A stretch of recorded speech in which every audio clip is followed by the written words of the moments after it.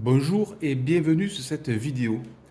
Aujourd'hui, je vais vous présenter encore un mini PC. Un mini PC, ce coup-ci, c'est un Intel NUC.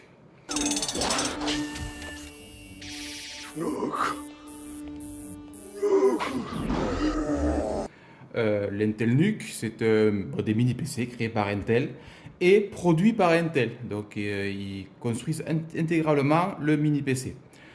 Là, c'est un mini PC assez ancien. C'est un des premiers avec emplacement 2 pouces 1,5. Avant, les NUC étaient deux fois plus fins, voilà, sur la hauteur, mais ils avaient qu'un port M2 SATA. Et celui-là, il a, à la place du port M2, il a donc un emplacement 2 pouces 1,5. C'est pour ça qu'il est plus épais.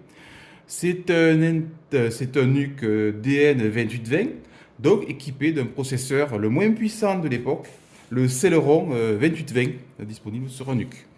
Le Celeron 2820, c'est un dual core à 2,1 GHz et ça n'a absolument aucune puissance. Installer Windows 10 là-dessus, c'est un vrai claque vert tellement que c'est lent. Euh, Pourquoi je vous sors ce PC? Parce que le PC, je l'ai acheté neuf, ça devait être en 2012, un truc comme ça. Il était dans un placard et je m'en servais plus. Aujourd'hui, j'ai besoin d'un petit ordinateur pour me faire ma box de domotique à base de JDOM. Et quand j'ai vu le prix des Raspberry Pi 4, j'en ai déjà un de Pi 4, mais il est utilisé pour autre chose. Donc, quand j'ai vu le prix des Raspberry Pi 4, je me suis dit, ben, j'ai déjà un NUC qui traîne dans un placard, autant le ressortir et m'en faire ma box domotique.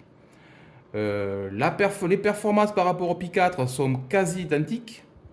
Le Pi 4, donc je vous rappelle que c'est un processeur ARM à 4 fois 1,5 GHz. Là, j'ai deux cœurs à 2,1 GHz, mais comme ils sont un peu plus costauds que ceux du ARM, c'est voilà. Donc, au final, les performances sont équivalentes au Pi 4. Et comme je l'avais, j'ai regardé sur eBay vite fait, ça cote encore assez quand même. On en a pour 80 euros d'un NUC comme ça. Tout équipé, ça veut dire avec RAM et disque dur. Celui-là, je l'ai acheté à l'époque 100 euros, neuf, mais il avait ni RAM ni disque dur. Donc, je vous présente rapidement. Donc, un dessus en aluminium avec le bouton, un dessus en plastique, pardon, un brillant, avec un bouton power et une LED.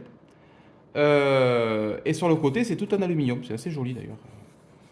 Donc, sur le devant, on retrouve un port USB 3, un petit capteur infrarouge, je ne sais pas à quoi il sert. Peut-être pour faire marcher Kodi avec une télécommande. Bon, sur les côtés, à part le port Kensington pour le bloquer, il n'y a rien. Hop, je tourne et là, intéressant, euh, entrée 12 volts.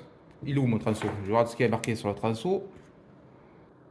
C'est un transo 12 volts, 3 ampères, 36 watts. Ce PC ne consommera jamais 36 watts. C'est 36 watts si on branche tout maximum, ils ont prévu large en fait. Le processeur, donc un Celeron 2820. Il a un TDP de 7,5 watts. Donc, dans le pire des cas, le processeur consommera 7,5 watts. Donc, en idle, ce PC, je mesurerai pour regarder, il ne doit pas consommer grand-chose. Ça doit être équivalent, presque quasi équivalent à un Pi 4, je pense. Donc, je reviens là.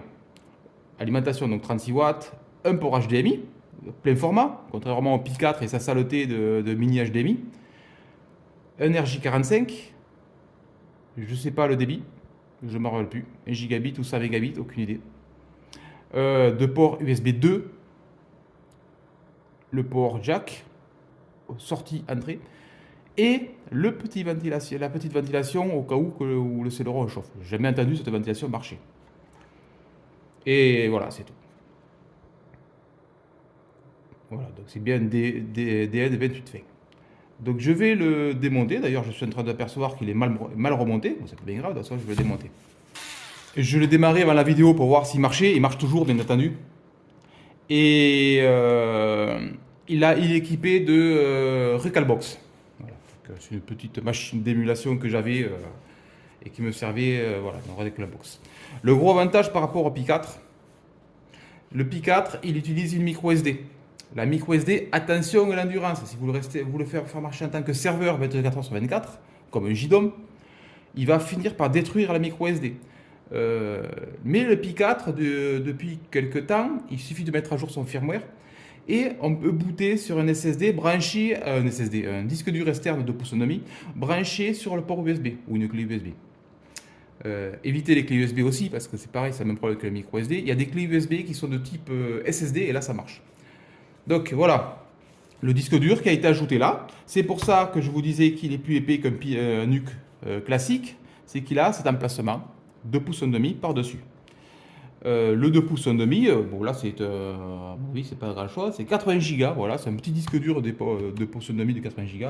D'ailleurs, je l'ai recyclé puisqu'il est de 2008, je vois le disque dur. Donc il marche toujours très bien, il n'y a pas de problème. Un disque dur, c'est extrêmement solide, un disque dur mécanique.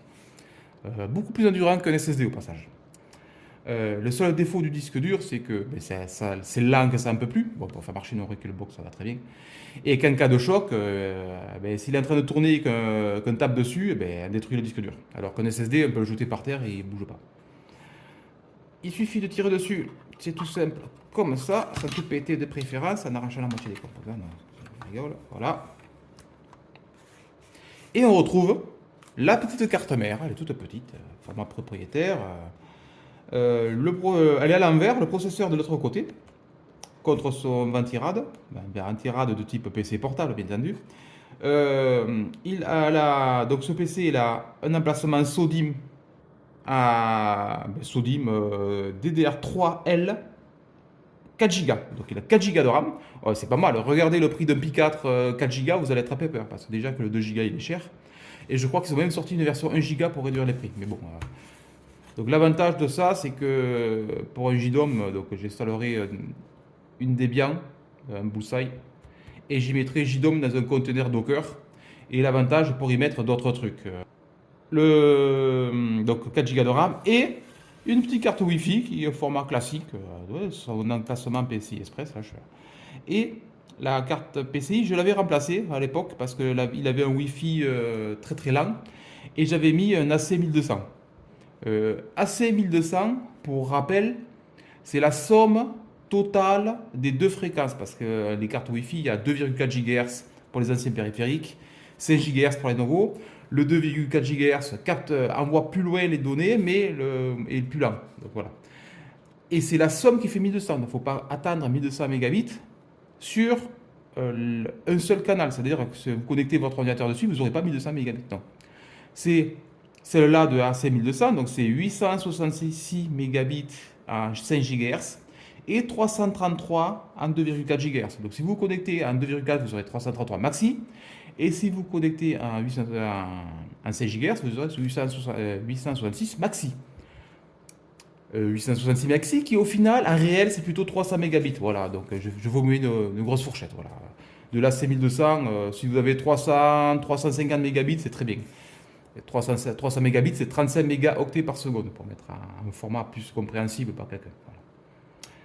Voilà. Voilà, donc le petit PC NUC.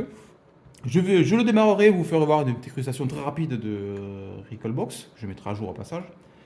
Et après, voilà, donc je ne le ferai pas voir parce que c'est un peu long, mais j'installerai JDOM tranquille dessus.